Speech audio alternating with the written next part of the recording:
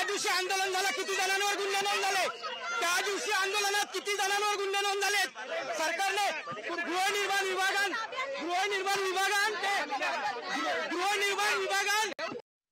विभागान ते दाखवावं किती जणांवर गुन्हे नोंद झाले. आमच्यावर लगेच कारवाई केल्या जातात.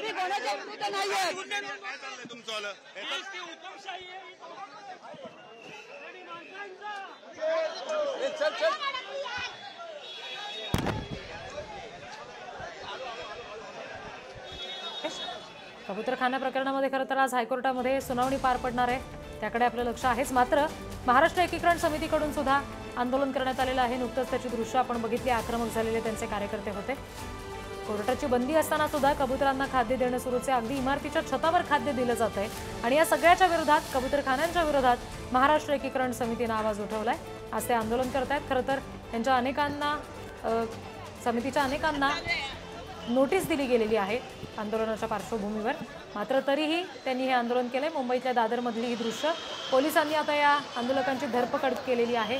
ही दृश्य आपण बघतोय. बाईट घेतला ना, आवाज आला ना. महाराष्ट्र एकीकरण समितीकडून हे आंदोलन केलं गेलेलं आहे. मुंबईतल्या दादरमधली ही दृश्य आहेत. कबूतरखान्यांच्या विरोधात त्यांनी आवाज उठवलाय, आंदोलन केलंय. मात्र आता त्यांची धरपकड पोलिसांनी केल्याची दृश्य बघतोय आपण.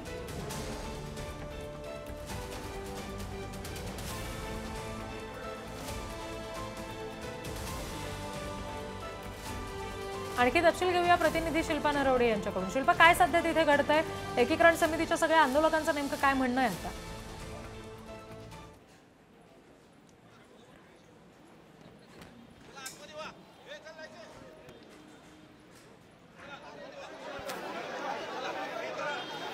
पुन्हा आपण शिल्पा यांना संपर्क साधूया.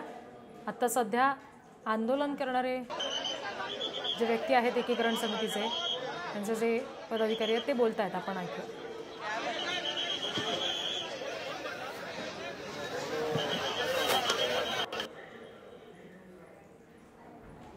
मुंबईतल्या दादरमध्ये महाराष्ट्र एकीकरण समितीचं हे आंदोलन सुरू आहे. त्याची ही दृश्य आपण बघत होतो. कबूतरखान्यांच्या विरोधात त्यांनी आवाज उठवलाय. परत येते घर.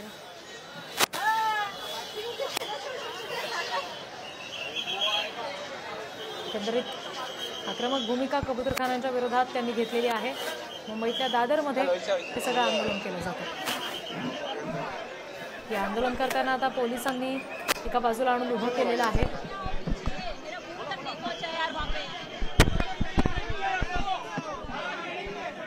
या सगळ्यांना खरं तर महाराष्ट्र एकीकरण समितीच्या सगळ्या कार्यकर्त्यांनी नोटीस दिलेली आहे आंदोलनाच्या पार्श्वभूमीवर. मात्र तरीही त्यांनी दादरमध्ये आंदोलन त्याला समाजहितापुरता मर्यादित ठेवा. जर तुम्ही कुठलाही जातीय वाद निर्माण करण्याचा प्रयत्न केला तर इथला मराठी माणूस तुम्ही शस्त्र उचलण्याचा प्रयत्न करत असाल, बोलत असाल तर ते कोणावर उगारणार आहेत हेही सांगा. आजचा आमचा प्रश्न आहे. आम्ही इथला मराठी माणूस दाखवतो की आमची छत्रपती शिवाजी महाराजांची तलवार उचलण्याची आमची संस्कृती आहे. तुम्ही शस्त्र उचलण्याच्या भाषा असतील, हे जे काय सर्व हा प्रकार थांबले पाहिजे. आमचं हेच म्हणणं आहे. कुठेतरी प्रत्येक समाज, प्रत्येक इथे घटक आपापले ताकद दाखवण्याचा जो काय प्रयत्न करतोय, छुपा अजेंडा घेऊन मराठी माणसाला इथल्या ताकद दाखवण्याचा जो प्रयत्न होतोय तो थांबला पाहिजे. अन्यथा मराठी माणूस याच्या पुढे सहन करणार नाही.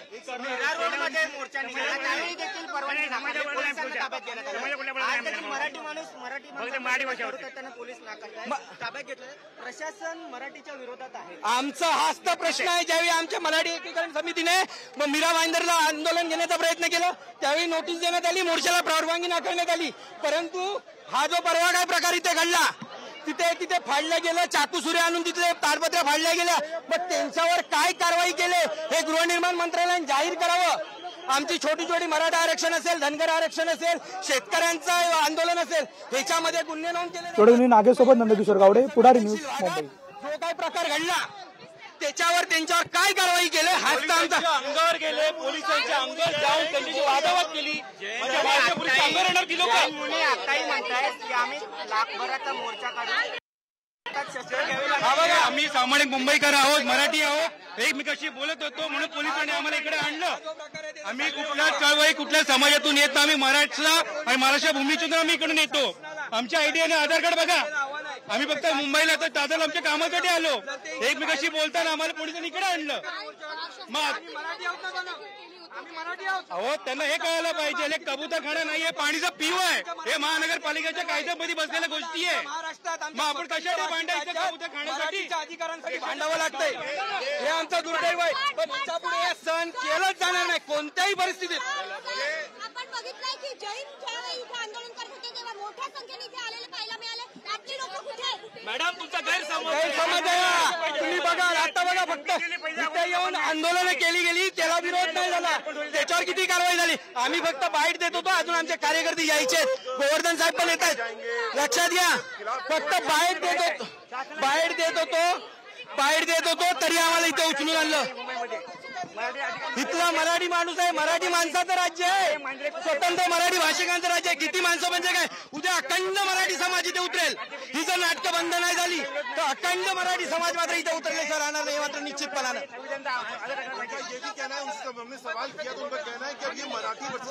अरे तेच तर आम्ही सांगतो ना मराठी माणसाला नोटीस काय येतात वारंवार इथे एवढा प्रकार घडला त्याच्यावर काय कारवाई केलीत पोलीस प्रशासनालाही संबंध आता आम्हाला उचलून आणलेत ना किती जणांना उचललं त्या दिवशी प्रश्न आहे आमचा किती जणांना उचललेत तुम्ही त्या दिवशी गृहनिर्माण विभागाने ती आकडेवारी जाहीर करावी.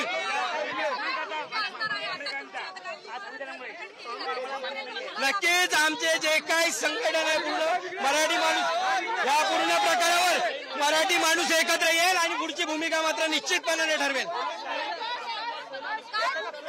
भूमिका सगळेजण मराठी समाज मराठी माणूस एकत्र येऊन खरं तर मी अजून वारंवार सांगतो हा प्रश्न मराठी किंवा जैन ह्या प्रकारातला नाहीये हा प्रश्न सामाजिक प्रश्न आहे आरोग्याचा प्रश्न आहे त्यामुळे त्याला कुठेही जातीयवादाचा रंग देऊन नको ती भाषा करावू नये बस एवढंच म्हणणं आहे. आम्ही आज निवेदन देण्यासाठी म्हणून ते जमत होतो आम्ही आंदोलन किंवा काही मोर्चा काढण्याने अरे एवढी हिंमत जर हे मोर्चा तुम्ही रोखू शकत नाही तर ज्या दिवशी मराठी माणूस खऱ्या अर्थानं उतरेल ना तुमची पोलीस प्रशासन सगळी व्यवस्था कमी पडेल एवढं मात्र निश्चितपणाने सांगतो.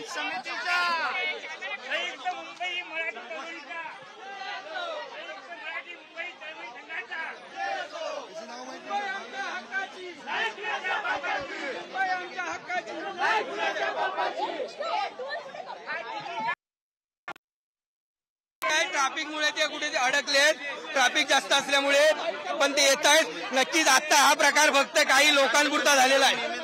नक्कीच आम्ही निवेदन देण्यासाठी आलोय त्यामुळे पूर्ण महाराष्ट्रातल्या जनतेला एक आवाहन करू की हा प्रकार सामाजिक आहे हा आरोग्याचा विषय आहे त्याला कुठेही जातीय प्रश्न निर्माण करू नये त्याच्यामध्ये जातीय वाद आणू नयेत. आम्ही शांत तुम्ही शांत न्यायालयाने दिलेल्या निर्णयाचा सर्वांनी सन्मान करावा. निवेदनामध्ये हेच महाराष्ट्र एकीकरण समितीचे गोवर्धन देशमुख यांच्याशी आमचे प्रतिनिधींनी संवाद साधलाय आपण थेट बघूया.